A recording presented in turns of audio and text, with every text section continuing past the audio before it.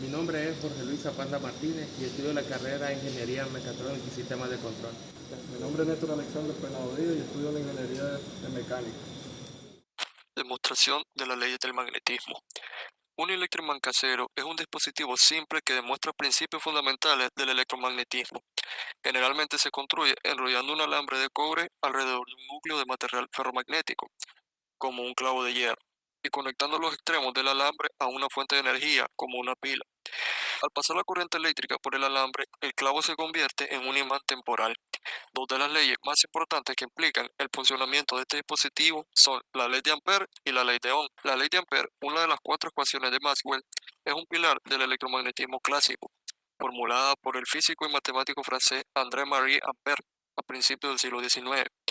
Esta ley fue revolucionaria porque estableció matemáticamente la primera conexión formal entre la electricidad, corriente y el magnetismo, campos. Demostró que no eran dos fuerzas separadas, sino dos facetas del mismo fenómeno. Su aplicación es la base para el diseño de cualquier dispositivo que genere un campo magnético a partir de una corriente, desde un simple electroimán hasta los potentes imanes de un acelerador de partículas. Aplicación al electroimán casero. Corriente eléctrica.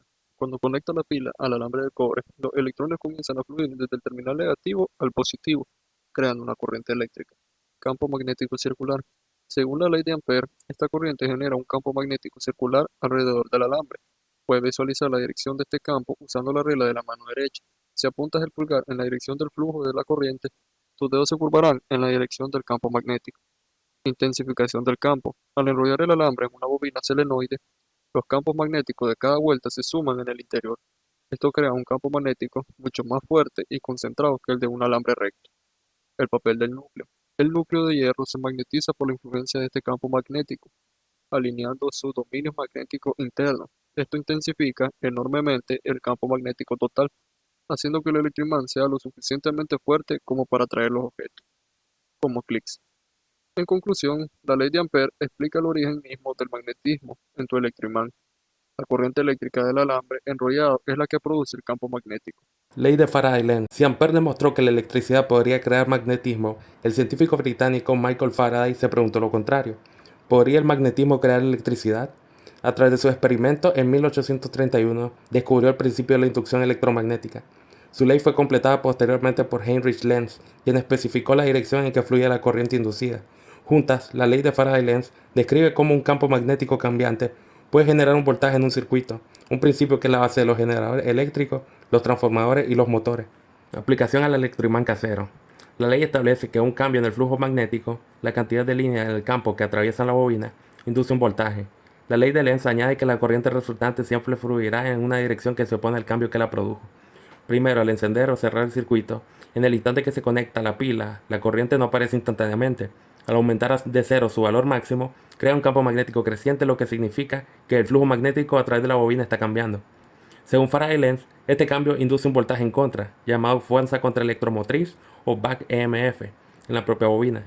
Este voltaje inducido se opone al de la pila, limitando momentáneamente la rapidez con la que la corriente puede aumentar, en una manifestación de la inercia del campo magnético que se resiste a ser creado. Después, al apagar o abrir el circuito, cuando se desconecta la pila, la corriente cae abruptamente a cero. Esto provoca un colapso muy rápido del campo magnético, un cambio de flujo magnético muy grande en muy poco tiempo. Para oponerse a este cambio, la desaparición del campo de la bobina induce un pico de voltaje muy alto en la misma dirección original que la corriente, en un último esfuerzo por mantenerla fluyendo. Este pico puede ser de cientos de voltios y es el responsable de la pequeña chispa azulada que a menudo se puede ver en el interruptor al desconectar los cables. Como conclusión, tenemos que ambas leyes son cruciales para una comprensión completa de lo que es un electroimán. La ley de Ampère explica su función principal, cómo la electricidad crea un campo magnético estable para atraer objetos. La ley de Faraday-Lenz explica su comportamiento dinámico, cómo el dispositivo reacciona a los cambios oponiéndose a ellos mediante la inducción de voltaje. Este principio no solo es la base del funcionamiento de los inductores, componentes eléctricos fundamentales para filtrar las señales y almacenar energía, sino también es crucial para entender el funcionamiento de transformadores y motores de corriente alterna.